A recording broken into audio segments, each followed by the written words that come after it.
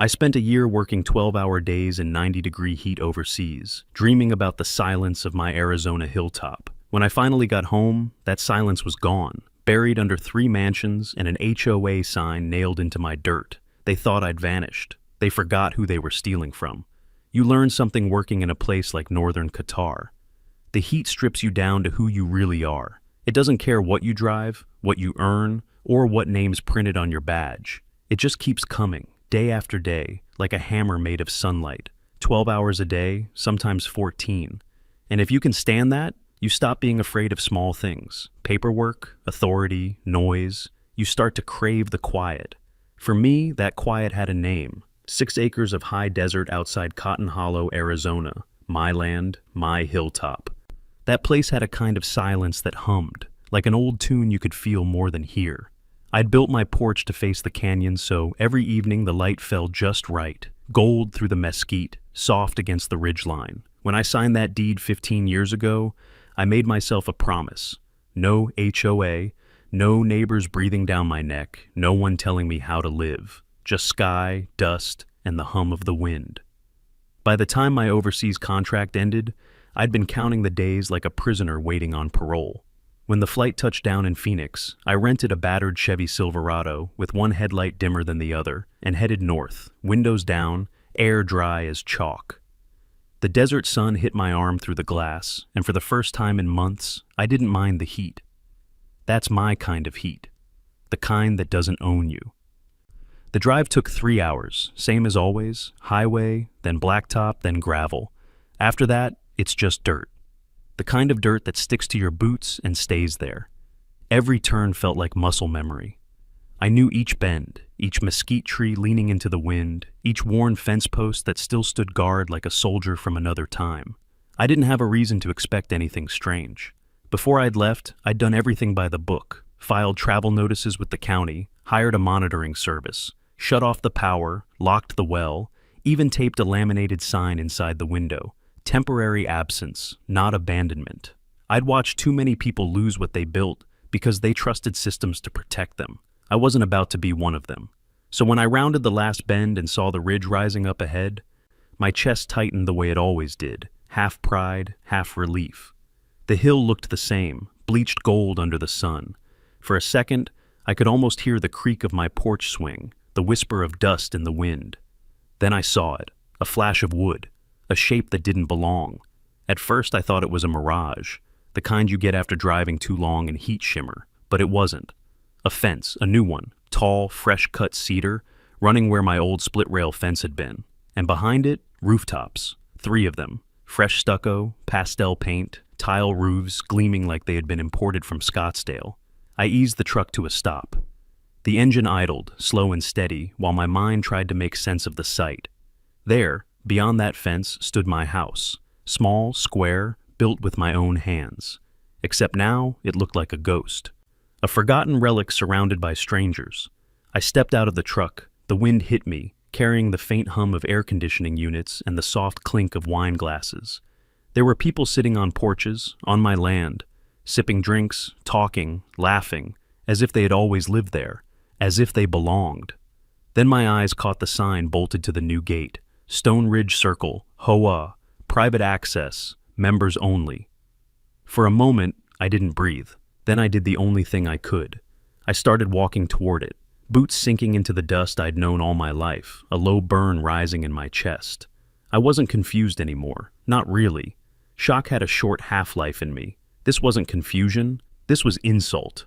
Whatever waited past that gate, whoever thought they could build walls on my soil, they just declared war.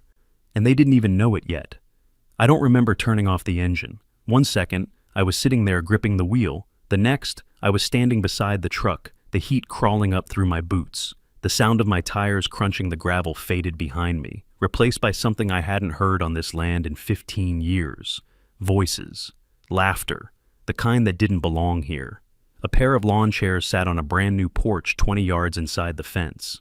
2 people, mid-40s, wine glasses in hand, looked up when they saw me. The man raised his brows like I was the stranger. The woman gave a polite little wave, that suburban kind of wave that says you're trespassing, but I'll pretend to be nice about it. The sign at the gate was real enough. Stone Ridge Circle, HOA. Members only. I ran my fingers along the metal, still warm from the welder's torch. The bolts were new. The padlock gleamed. Then she appeared. Out of one of the pastel houses came a woman in a beige linen suit, clipboard in one hand, phone in the other. Her walk was brisk, measured, heels clicking against the newly paved walkway like a metronome, hair curled just right, the color of bottled confidence. Sunglasses that probably cost more than my truck. And that smile, thin, professional, cold enough to keep milk fresh. She stopped a few feet from the gate and tilted her head, assessing me like I was a misplaced delivery. "Can I help you?" she asked. Her tone was perfectly calm, perfectly condescending. "Yeah," I said. "You can tell me why there are 3 houses on my land." Her lips didn't even twitch. "I'm sorry, your land?" I nodded toward the ridge. "That's my house up there. Been mine for 15 years, bought and paid for. You can check the county records if you want." She adjusted her sunglasses, as if blocking out my existence. "Oh, you must be looking for the HOA office. It's in the south unit, just past the stone walkway." "No," I said, steady. "I'm not looking for an office. I'm looking for an explanation." Something flickered in her eyes, not surprise, annoyance, like a teacher dealing with a slow student. "Well," she said, voice sugar-coated. "Mr. Martin, Riley Martin." She tapped her clipboard, flipped a laminated page. "Well, Mr. Martin, this property was classified as transitional use after more than 12 months of non-occupancy. No utilities, no mail service, no response to notices. Under county code, it was listed as available for provisional development." I stared at her, words flat in my mouth. "That's impossible. I never surrendered it. I filed documentation before I left the country." Her tone didn't change. "I'm afraid the process moved forward in your absence. The Stone Ridge Circle Homeowners Association applied for emergency housing authorization under the Transitional Availability Statute. Everything was approved, all by the book." "By whose book?" I asked. "By the county's," she said, smiling again, tighter this time. "You're free to review the paperwork through our online portal, but I should warn you, our board's invested heavily. Any reversal could have significant legal consequences." That word consequences hit like a spark on dry kindling. She thought she was warning me. She didn't realize she was lighting the fuse. "Let me get this straight," I said slowly. "You built over my fence line, hooked into my utilities, and locked my gate, and you think I'm the problem?" She clasped her hands neatly over the clipboard. "Mr. Martin, I understand this is upsetting, but you have to see it from the community's perspective. The land was vacant. We've improved it. We've added value." "Value," I repeated. "To who?" Her smile sharpened.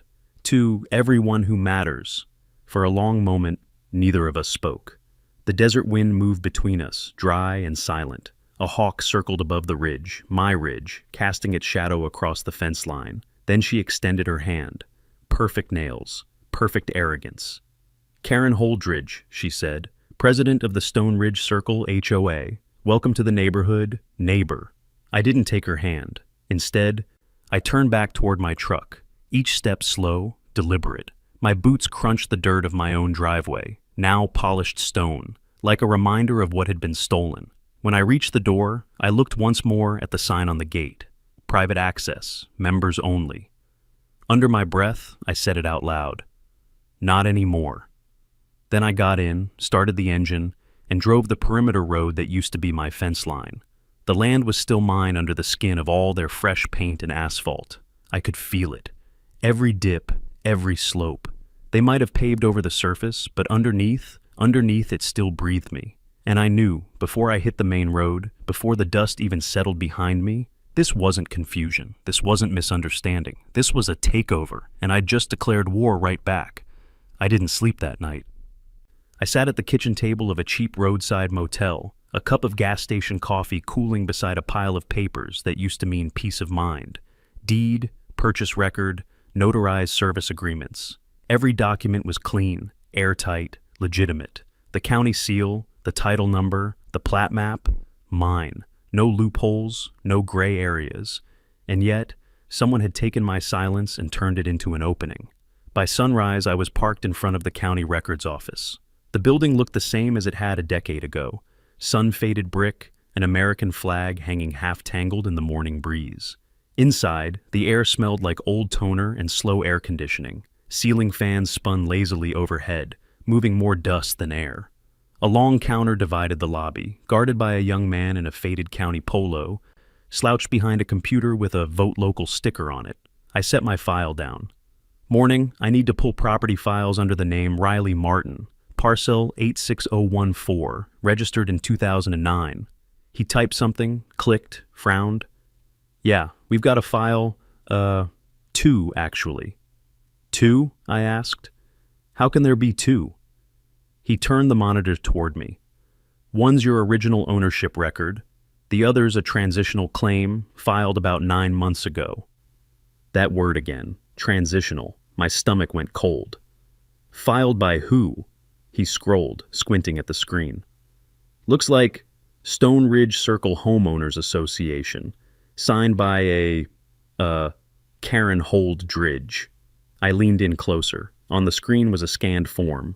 Statement of intent to vacate and forfeit. Date stamped 11 months ago. Under signature of owner, my name, Riley Martin, scribbled in a handwriting that wasn't mine. My jaw locked so hard it ached. That's not my signature. The clerk shrugged, palms up. It went through. There's also a digital affidavit referencing discontinuation of property upkeep and mail suspension as supporting evidence. That's how they justified the transfer to provisional use. Transfer, I repeated slowly, not ownership? He nodded. Technically no, but once they start construction, provisional rights escalate under development law. He said it like reading a weather report, like it was nothing. I stared at the screen, and then I saw it. The second signature. Co-signer, Gerald Martin, my father's name, the man who died 7 years ago. My throat closed. Who signed that? The clerk looked confused. Says here, notarized by Leonard Pierce. I forced the words out. He's been retired for 5 years. The clerk blinked. Well, that's odd. Yeah, I said quietly. Odd. He looked uneasy now, maybe sensing something beyond paperwork. Look, I just pull records, he said, but that's pretty messed up. Print me copies of everything, I said. Every page tied to that transfer. Include timestamps, signature data, metadata, if you've got it. Sure thing, he said, clicking through menus. The printer behind him started to whine and spit out sheets of thin paper, one after another. Each page sounded like a nail being driven into something I used to trust. When he handed me the stack, it was heavier than it should have been. Fraud has a weight to it. You can feel it in your hands. I walked out into the sunlight, the papers tucked under my arm, and for a moment just stood there on the courthouse steps. The heat hit me full in the face, but it didn't burn. It steadied me. My hand shook once, just once, and then stopped. Not fear, not weakness, just the body recognizing what the mind already knew. This was war by paperwork, and I'd spent a lifetime learning how to fight in worse places. I looked down at my name forged in black ink, at my father's ghost dragged into the mess. And right then, something in me settled. I wasn't going to shout. I wasn't going to beg. I was going to document everything. By the time I reached the truck, I already had the next stop in mind, the county planning office. Because if this went through, someone had signed off on it. Someone had looked at those forgeries and said, approved, and I wanted to see their face when I asked them why. The planning and zoning department sat 2 blocks down from the records office, tucked behind a sun-bleached row of palm trees and a flag that had seen too many summers. I'd been in that building once before, years back, when I first applied for a utility trench permit. Back then, it smelled like paper and floor wax and small-town competence. That smell was gone now. Inside, the air felt still. A receptionist looked up from her desk, her nameplate reading Marla. She smiled the way people do when they already plan to say no. Morning, I said, setting my folder down. I need to review zoning permits issued for parcel 86014, filed under my name or any provisional claimant. Her hands paused above the keyboard. Parcel number again?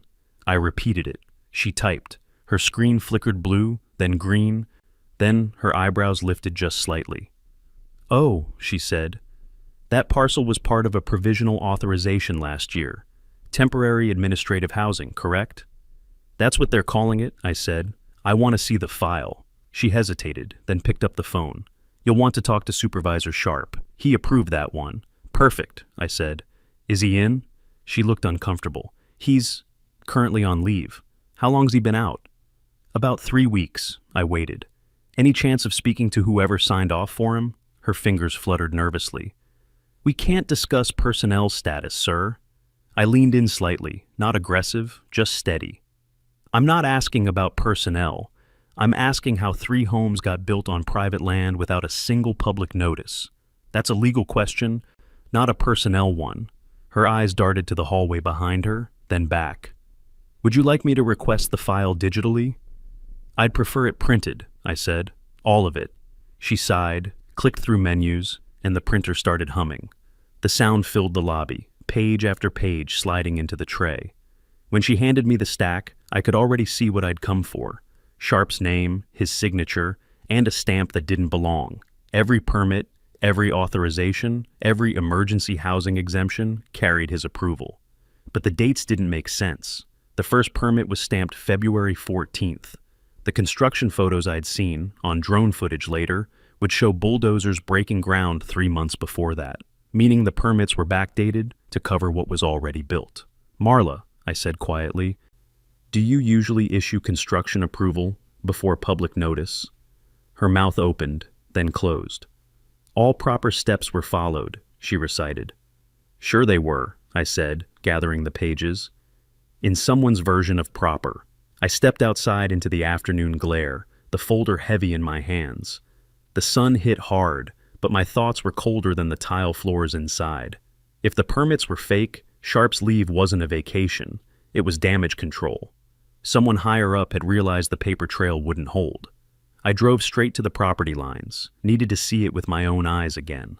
The closer I got, the stranger it felt. New asphalt roads had been poured where dirt paths used to be. The electrical poles I'd installed myself years ago, painted over, numbered, folded into a grid that wasn't mine. Even the soil looked changed, graded, flattened, engineered for someone else's vision. They hadn't just built houses, they'd rewritten geography. At the edge of the new development, I stopped at what used to be my mailbox. It was gone, replaced by a sleek metal unit with HOA branding. I stared at it, jaw tightening. A delivery van pulled up beside me, the driver rolling down his window. "You waiting for mail?" he asked. "Not anymore," I said. He laughed like it was a joke. "Well, this box goes to Stone Ridge Management Office now, downtown Phoenix, forwarded mail and all." I watched him drive off, dust trailing behind. That meant every letter, every legal notice, every certified warning had gone straight to them first. They hadn't just stolen my land. They'd intercepted my voice. I sat there for a long minute, the sun crawling higher, the pages of Sharp's approvals fluttering in the passenger seat. A forgery could be fixed, but this was infiltration. They had connections, they had signatures, they had infrastructure, and they'd used all of it to make me disappear, on paper. The thought settled deep, like a nail driven into oak. This wasn't an accident, it was a plan. And whoever built it was smart enough to think I'd never come back. Morning came, gray and heavy, the kind of Arizona morning that promises heat, but gives you a short mercy first. I sat outside the motel room, coffee steaming in a paper cup, folder of documents on the metal table beside me. The world was still half asleep. A truck passed on the highway, its echo fading into the hills. I'd spent the night sorting through everything. Every forged line, every fake signature, every permit that shouldn't exist. The pile on the table wasn't just paper. It was a confession written in someone else's handwriting. I looked at the mess and said out loud, to no one in particular, "I've fought worse battles, just never on paper." That was when I decided to stop reacting and start building my own offense. The first call I made was to Dana Pritchard. I'd worked with her years ago on a contract dispute between a contractor and the Army Corps of Engineers. She wasn't cheap, but she was the kind of lawyer who made bureaucrats flinch when they saw her name on a letterhead. When she picked up, her voice was calm, clipped, like she'd been awake since before sunrise. "Riley Martin," she said. "Haven't heard that name in a while. What's the problem?" "HOA built 3 houses on my land," I said. "Forged signatures, fake permits, county involvement. I've got paperwork." There was a pause. Then, flatly, "Where are you?" "Cotton Hollow. 6-acre parcel outside the city line. I'm 2 hours away, she said. Email me scans of everything you've got. Don't talk to the county again. Don't talk to anyone. I'll meet you before lunch. When she arrived, the temperature had already hit 90. She stepped out of her car in black slacks, sunglasses, and a white shirt with the sleeves rolled once, professional but ready to work. She looked through the papers quietly, page by page, her expression hardening.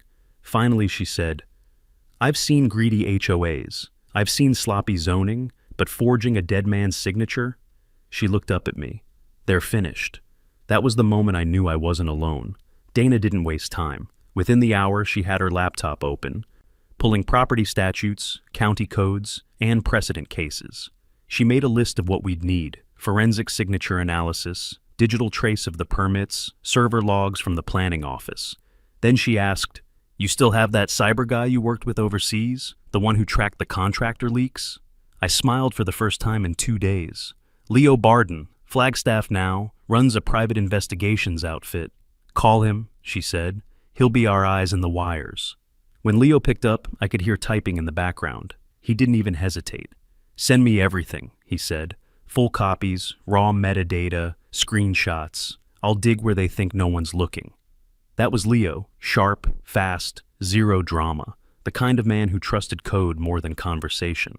By that afternoon, Dana had already filed a preliminary injunction, an official notice to freeze all activity on the parcel pending investigation.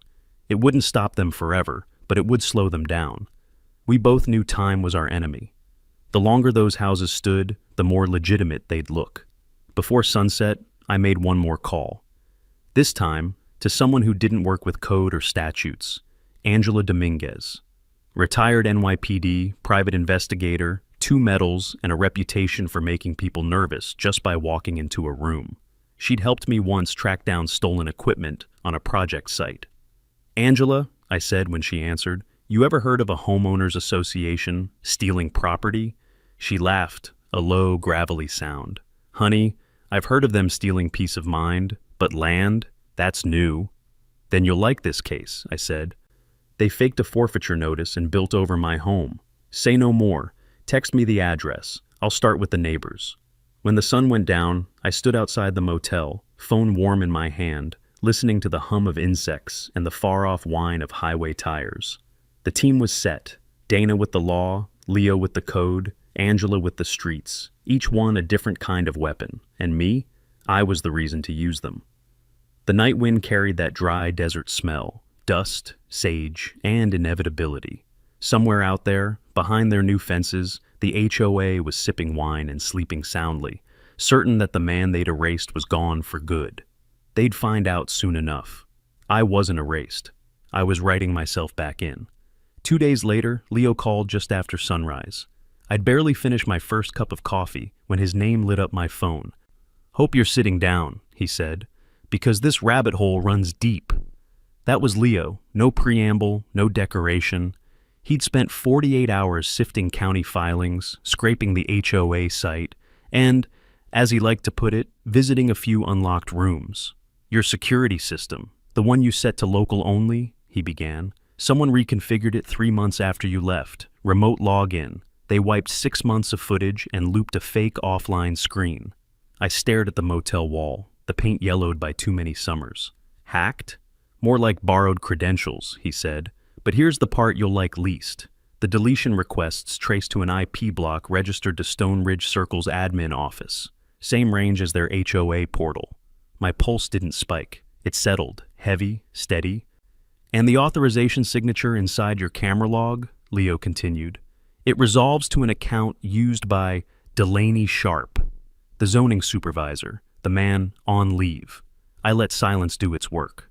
When you have worked long days in desert heat, you learn the difference between noise and information. This was the second kind. There's more, Leo said. Their billing platform cached a short internal memo. It's bare bones, date stamp, a few lines. I'll send it once I clean the headers. Send everything, I said. Already in your inbox, minus the memo, he replied. Give me an hour. By late morning, Dana was in the motel parking lot, sleeves rolled once, reading printouts across the hood of her car like a field officer scanning a map. Her eyes moved, cool and exact. HOAIP on the wipes, she said. Sharp in the authorization trail. That's not sloppy, that's orchestration. And intent, I added. Intent, she repeated, as if setting a nail. We can move for a stronger freeze. Angela arrived by noon, dusty boots, hair tied back, a manila folder thick with photographs. Retired teacher, she said, tapping the folder. Drone hobbyist, dates everything, geotags it. He's been flying over this valley for 2 years, calls it watching the land remember itself. We spread the photos on the motel bed, my place alone and sun-baked, trenches staked where desert crust used to be, bulldozers crawling like beetles, frames rising before any permit date on Sharp's approvals. Each image carried time like a watermark you couldn't wash off. Contractors? I asked. 2 crews, Angela said, paid through a Nevada holding firm. That firm lists a strategic partner. The initials match Karen's. Also, Sharp's wife is cousin to one of the HOA board members. They call that a strong community.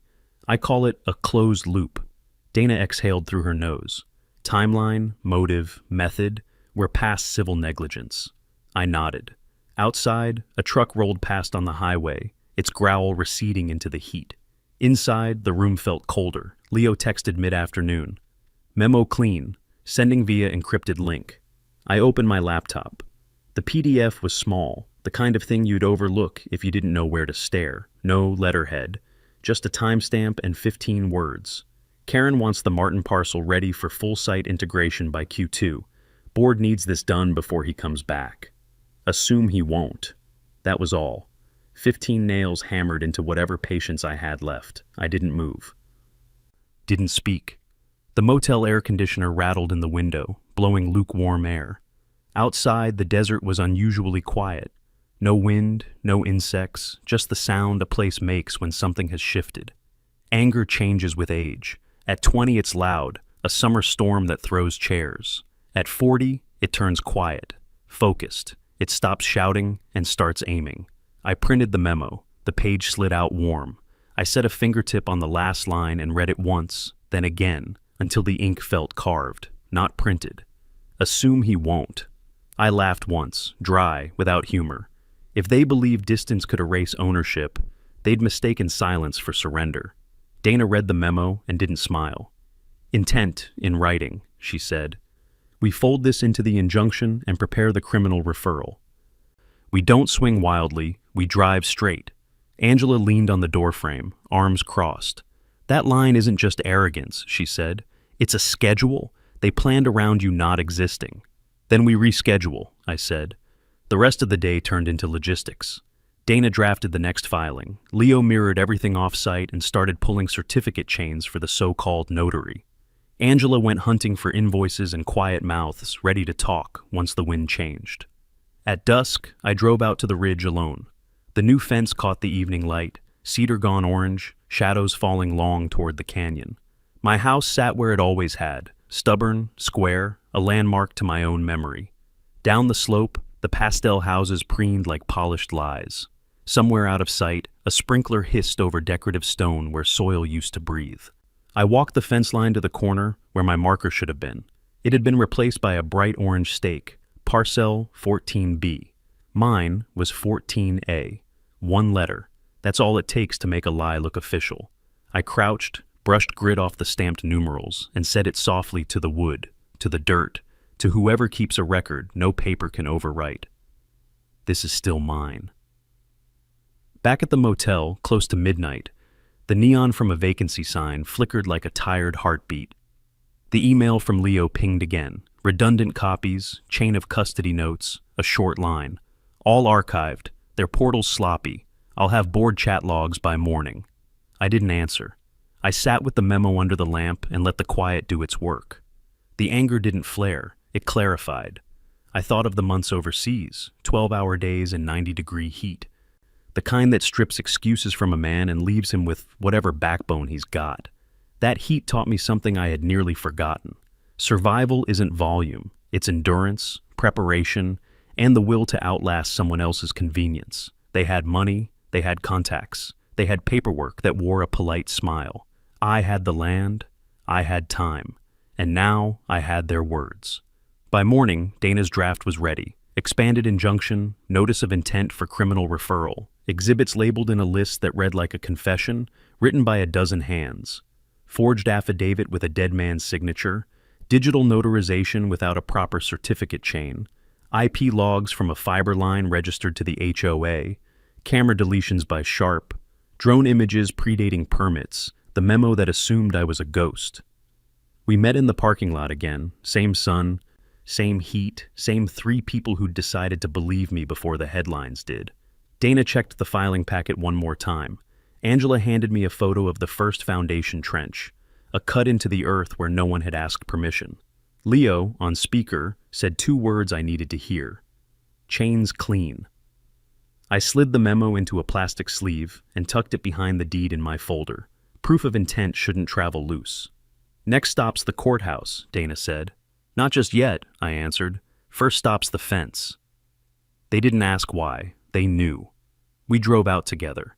I stepped to the gate, read the sign they'd bolted there. Stone Ridge Circle HOA, private access, members only.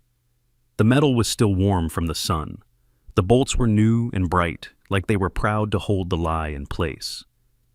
I pressed my palm flat to the sign and pictured it gone. Then I stepped back, breathed once, and felt the plan click into its tracks, steady, silent, inevitable. They wanted this quiet. They were about to get the opposite. When you've worked long in hostile heat, you learn to make time your ally. You pace the day, ration the water, move when the sun gives you an edge. Paper wars are no different. You file when the clock hurts them most. You speak when silence has boxed them in. You let their words trap their feet. I tucked the memo back into the folder, the plastic sleeve whispering as it closed. The desert wind lifted, just enough to move the mesquite. Somewhere over the ridge, a hawk turned a slow circle, carving its line in the air like it owned the map. I looked at those houses, their glass, their tile, their perfect lines, and felt nothing like hate. Hate is loud, wasteful. I felt something leaner. They had assumed I wouldn't come back. They would learn what assumption costs. Let's go, I said. We left the fence behind us and drove toward the courthouse, sun bright in the windshield, the day already shaping to the work ahead. The engine's hum sounded like resolve. It wasn't vengeance, it was arithmetic. You forge one signature, falsify one permit, erase one man, and sooner or later, the sum comes due. The mediation room smelled like stale coffee and new carpet, a neutral space chosen exactly because it gave nothing away.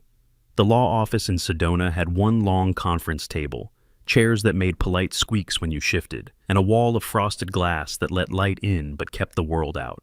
Cameras were allowed, but the mediator warned about decorum and civility. This is about resolution, she said, smiling like a person who had never had to worry about whether a signature was real. When I walked in, Karen was already there, perfect suit, hair in place, posture like a queen who expected to be bowed to. Her attorney sat to her left, a man with a practiced smile and a tie that matched his shoes. Greg the dentist, someone I'd later learned liked to talk on the radio, sat stiffly behind them, pretending to read a newsletter. Dana sat across from me with a tablet open and a pen ready. Leo had wired audio equipment into his coat and sat toward the corner with an expression that said he would rather be anywhere but here, but that he wouldn't miss this for anything. Angela hovered near the doorway, her presence a quiet warning to anyone thinking of making a move after hours. The mediator said the usual niceties. Let's try to be reasonable. Let's find common ground. They all nodded. In my head, I'd already mapped the whole room into pieces. Karen's confidence, her lawyer's posture, Greg's impatience. Everything a person shows is as useful as what they hide. I chose to play tired. That's the advantage of being older.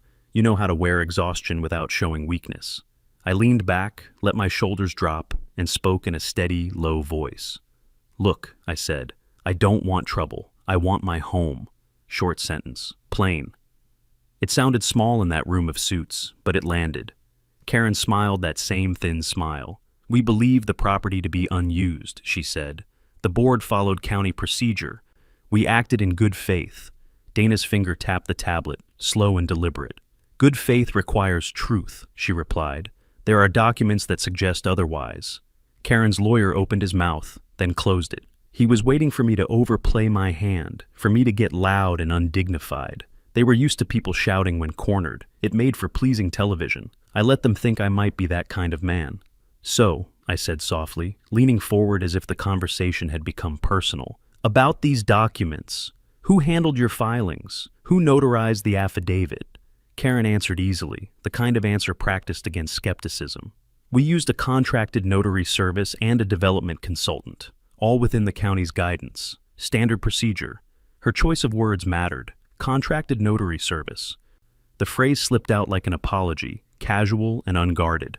Leo's gloved fingers found a recorder under the table, already recording. Dana's eyes met mine for half a heartbeat and then returned to Karen with the steady calm of a professional about to take a deposition. You said contracted, Dana said, quiet but sharp. Do you have the original physical notarizations, the certificates?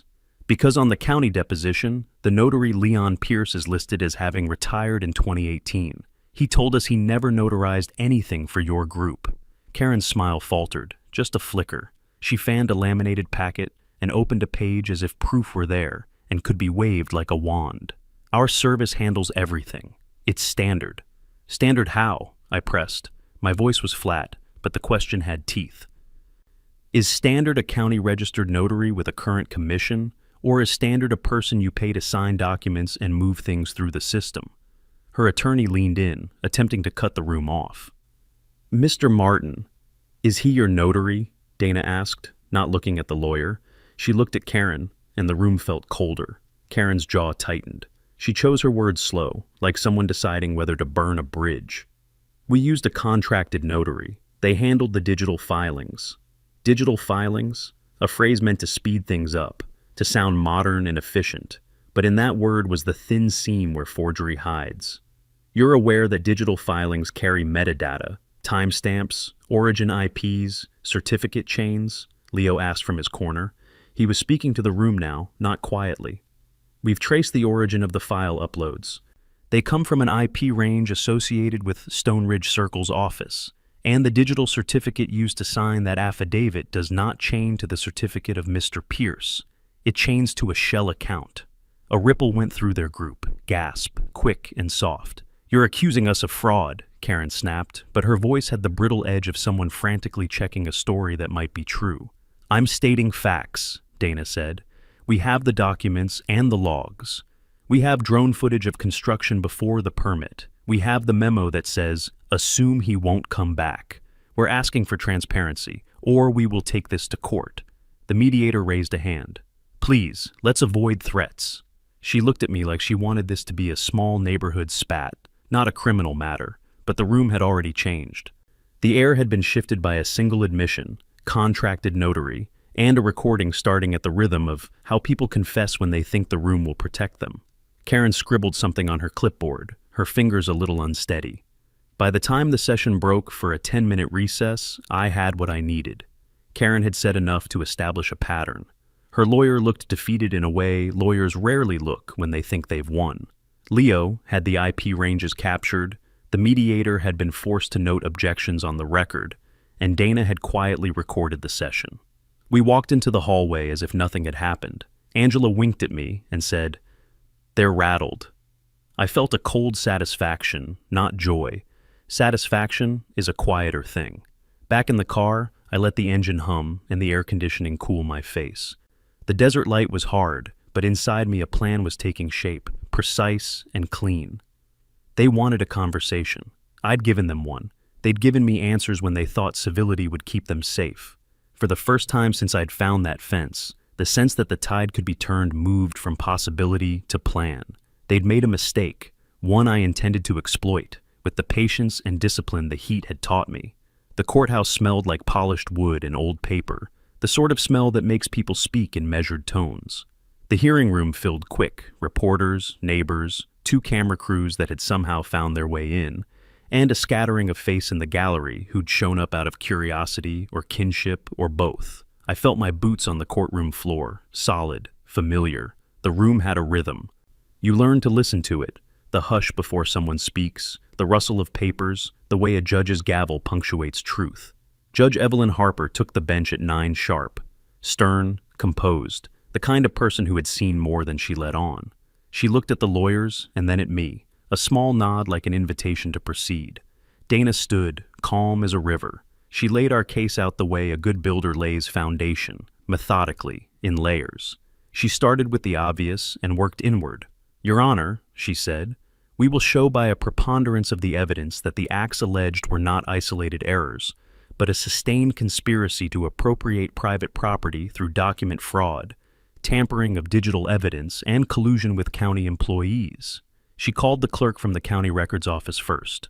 He testified to what he'd seen when Mr. Martin requested records. 2 files, one genuine, one provisional. He confirmed the digital timestamps and that the scanned affidavit bore a signature purporting to be Mr. Martin's. Next came Angela. She walked to the stand like someone who had spent a career staring down criminals and not much impressed by theatrics. She described the drone photos she'd recovered from a hobbyist, foundation trenches and bulldozers active months before any permit had been stamped. She explained how contractors had testified under interview that the site work began well before permit notices were posted. Names, places, dates. Her voice was plain, her facts were solid. Then, Leo. The room murmured when Dana introduced him as a cybersecurity consultant. He spoke slowly, avoiding jargon, because he knew this room had people for whom IP meant nothing, and people for whom it meant everything. He explained in simple terms. The security system on my property had been accessed remotely.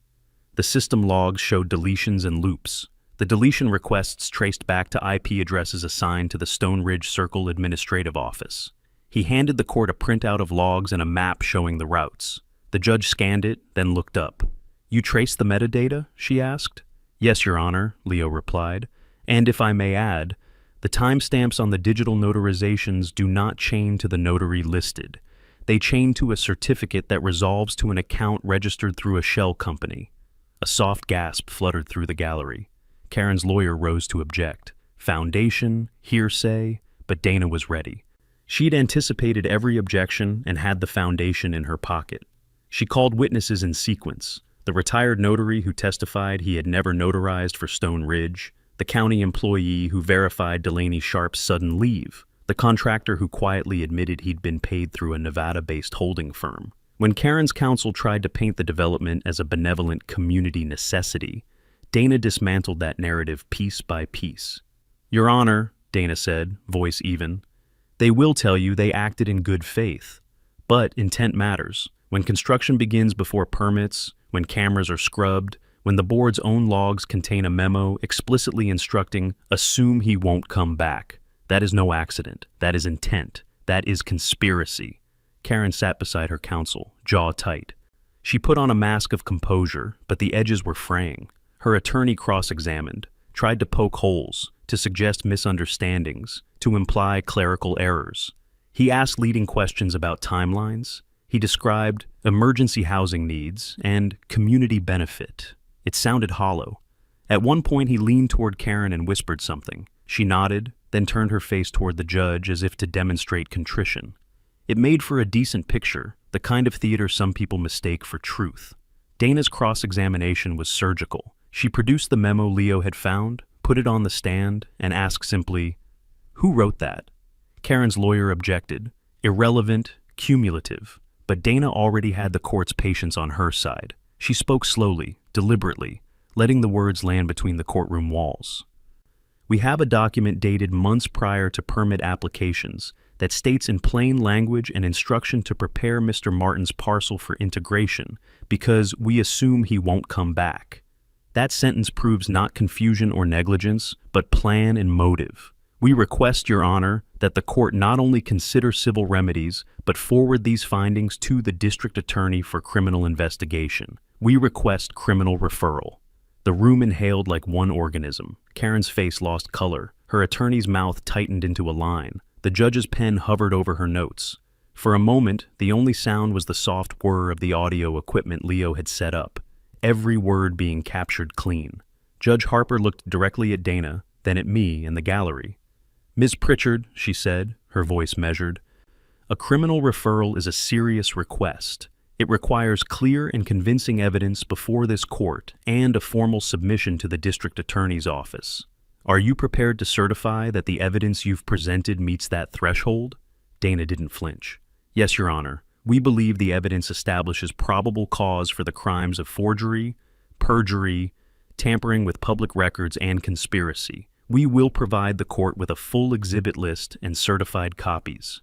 You've provided exhibits, the judge said. I will review them. There was a pause, thin and electric. Reporters leaned forward, pens poised. A neighbor in the gallery crossed himself. Karen's hands clenched into fists beneath the table. The judge tapped her pen and then decided to take control of the tempo. This court will not be used as a stage for public spectacle, she said. We will proceed with decorum. However, and here she looked at Karen with the coolness of someone who had seen many manipulations. These allegations, if supported, are grave. I will review the submitted exhibits in detail. I will allow a narrow additional set of depositions to secure chain of custody and to confirm the authenticity of the digital traces. Dana nodded. Thank you, Your Honor. The mediator's chair in the back of my mind had been a controlled warm-up. This was not warm-up anymore. This was the arena. We'd made them sweat, and now the judge had put the ball in motion. As the morning session adjourned for a short recess, the courtroom buzzed. Cameras swiveled to capture Karen's face. Reporters scribbled. In the hallway, neighbors asked questions into recorders. Some thanked me with small, awkward handshakes. I felt none of the performance. I felt only a cool, steady resolve. We had asked for criminal referral in open court. Whether the DA would pick it up, that was a separate fight. But the judge had not dismissed the request. She had not waved it away.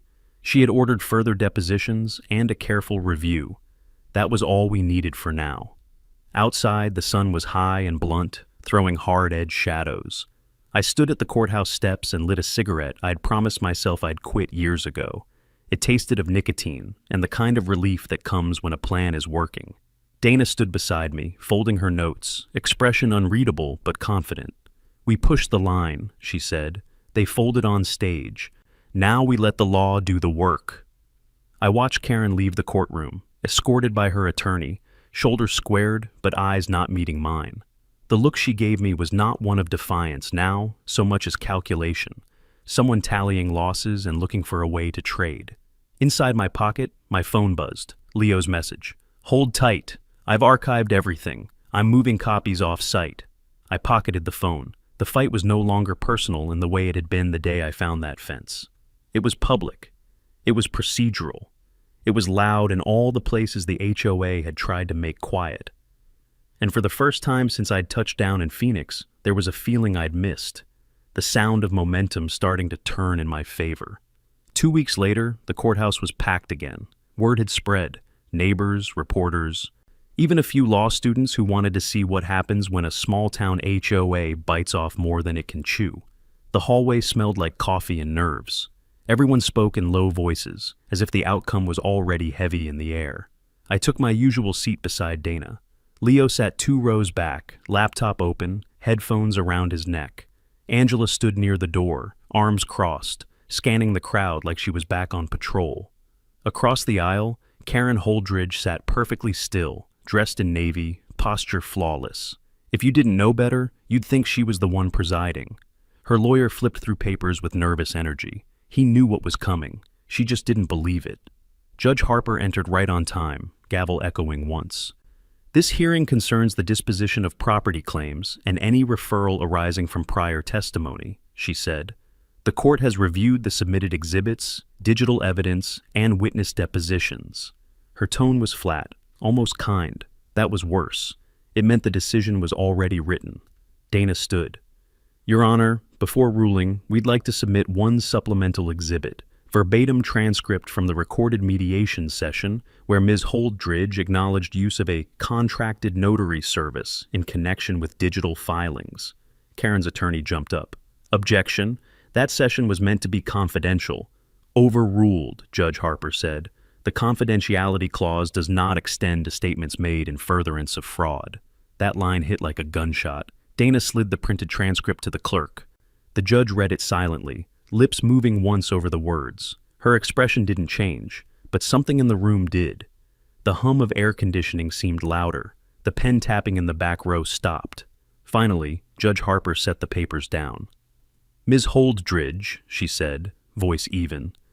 You've argued that your actions were the result of administrative error and community initiative. The evidence shows otherwise. Karen's face stiffened. The corner of her mouth twitched.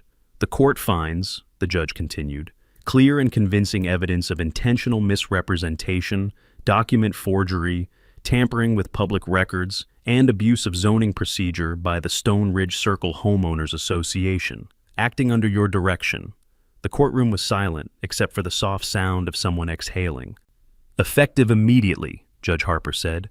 This court restores full title and property rights to Mr. Riley Martin.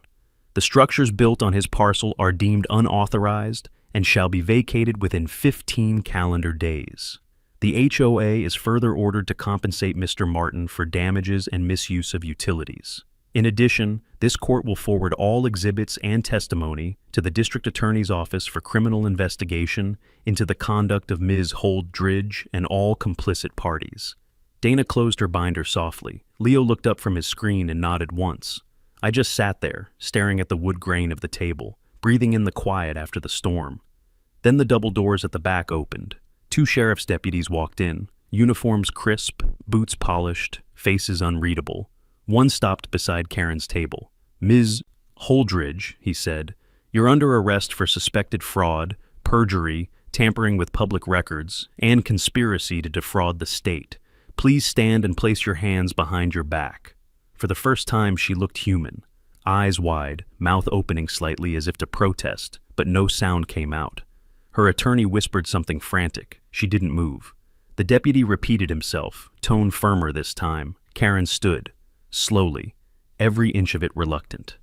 They cuffed her in front of everyone.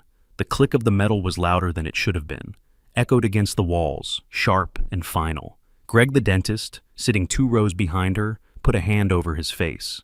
Someone in the gallery gasped. The judge didn't look up. As the deputies turned her toward the door, she glanced at me. It wasn't anger. It wasn't even hate.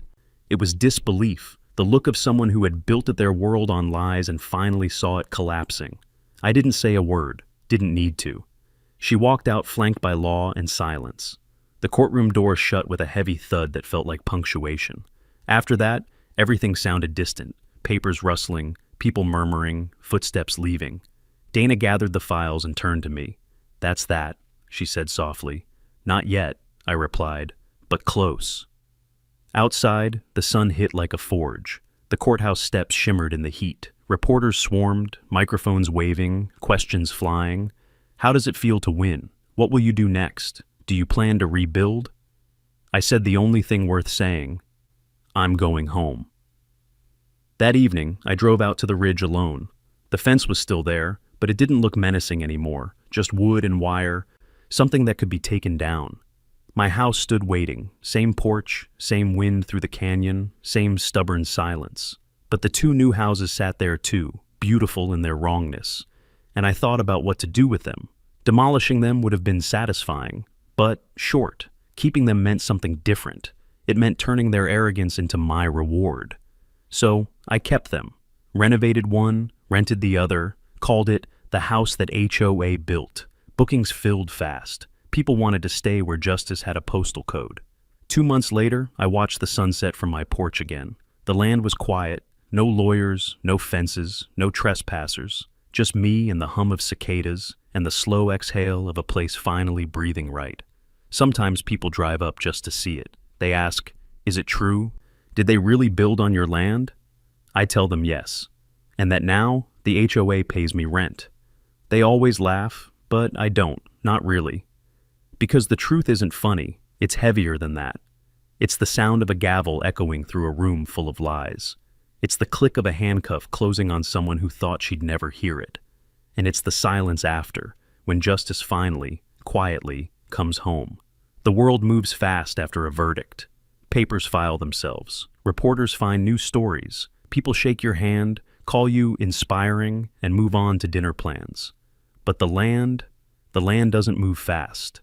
It takes its time remembering who it belongs to. Karen Holdridge's name was on every local headline for a week. HOA president arrested for land fraud. Judge refers case for criminal prosecution. The words looked good in print, but I didn't feel any triumph when I read them. Just quiet confirmation that the system, slow, rusty, reluctant, had still managed to work. The district attorney filed charges within 10 days: forgery, perjury, conspiracy, and fraud. Her co-conspirators, Sharp from zoning, Greg the dentist, and 2 board members, were all listed in the indictment. The HOA froze its accounts, and within a month, the organization itself voted to dissolve. The same people who once told me I wasn't part of the community now stood in line to sign dissolution papers. Funny how fast principles fade when the lawyers start billing by the hour.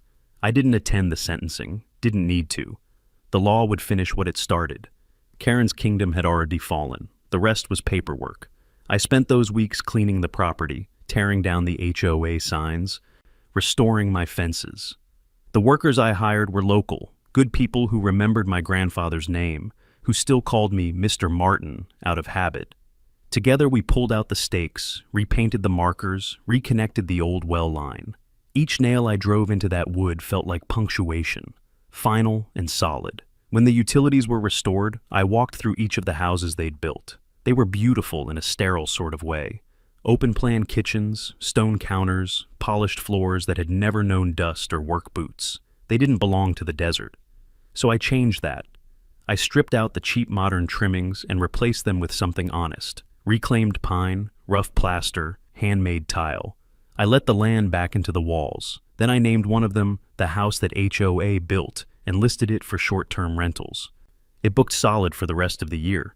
People wanted to see where arrogance met consequences. Some guests left notes, thank you letters even. One man from Texas wrote, "This place reminds me that ownership still means something." Maybe that was the point all along. One evening, a couple pulled up the hill in a rental car. They stepped out, middle-aged, polite, holding a camera. "Is it true?" the man asked. "They really built right over your land?" I smiled, leaning on the new gatepost I'd set myself. "It's true," I said. "They built it, they lost it, and now it pays for the roof they tried to steal." He laughed, and the woman shook her head, half disbelief, half admiration. They thanked me, took their photo, and drove off into the dusk. Their taillights faded down the dirt road until there was only the quiet again, the same hum I'd missed all those years overseas. The desert light softened, painting the canyon in gold. I sat on my porch, listening. The cicadas had started early, and the breeze smelled like sage and sun-warmed stone. People ask me sometimes if I forgave them. I tell them forgiveness isn't the right word. You forgive a mistake. This wasn't one, but I did let it go. You can't hold fire forever without burning yourself. So, I let the land do what it always did, heal, in its own slow way. There's a new sign at the entrance now, right where their wooden gate used to stand. Simple, black letters on white metal. Private property, former HOA compound. Trespassers will be politely mocked, then prosecuted. Every time I drive past it, I smile, because it reminds me of a truth they never understood. You can fake signatures. You can forge maps, but you can't counterfeit belonging. This land knows who it belongs to, and so do I. When all the noise fades, the lawyers, the hearings, the interviews, what you're left with is the sound of wind moving through dry grass. That's the sound of Arizona when it's at peace, and that's the sound I came back for. I used to think property was just paper, names, boundaries, numbers, but it's more than that. It's where your memories live. It's the sound of boots on old floorboards, the smell of cedar when rain finally hits dry soil, the echo of a voice that isn't around anymore. It's the proof that something in this world still belongs to you and that you belong to it. They tried to take that, not with guns, not with force, but with signatures, with process, with polite words dressed as authority. And that's the part that stings the most, because theft that wears a smile is harder to see coming. I think about that sometimes, about the way they spoke with certainty, about how easy it was for them to believe paperwork could outweigh truth. But paper burns fast, land endures, people still stop by. Some ask if I'd ever sell, others just want to see the place where the HOA fell apart. They expect anger in my voice when I tell the story, but there isn't any. Just a kind of peace that comes from walking through fire and finding out it didn't burn you down. It burned away what didn't matter. Dana still checks in sometimes, sends updates on other cases she's taken. Leo keeps digging into the dark corners of county databases. says this kind of thing happens more often than people think. Angela retired for real this time. She sent me a postcard that just said, "Don't let the quiet fool you." I smiled when I read it. The quiet doesn't fool me. It reminds me who I am. At dusk, when the sun drops behind the canyon and the light turns copper, I sit on the porch with a cup of coffee, sometimes whiskey, and watch the land fade into shadow. The new houses stand down the slope, repurposed and honest now. My house stands the same as ever, stubborn, like it's waiting for me to finally stop fighting and just be still. And I do. I let the quiet come back. If there's one thing I've learned, it's this. You don't protect what's yours by shouting the loudest. You protect it by knowing its worth, by standing your ground when no one else will, by documenting every inch of truth until the lie runs out of room to breathe. That's what I did. And in the end, the truth stood taller than the fence they built around it. So when people ask me now why I didn't just move on, why I didn't sell, why I went through all that trouble, I give them the same answer every time. Because silence isn't surrender, it's strategy, and some things are worth the wait. The desert taught me that. The heat taught me that. And this land, this stubborn, sunburned hilltop, reminds me every single day that freedom isn't a gift, it's a habit. You defend it, or you lose it. The cicadas start again, and the air smells like rain coming in from the south. I close my eyes, listen, and smile. The silence hums like it used to, and for the first time in a long while, it feels like home again.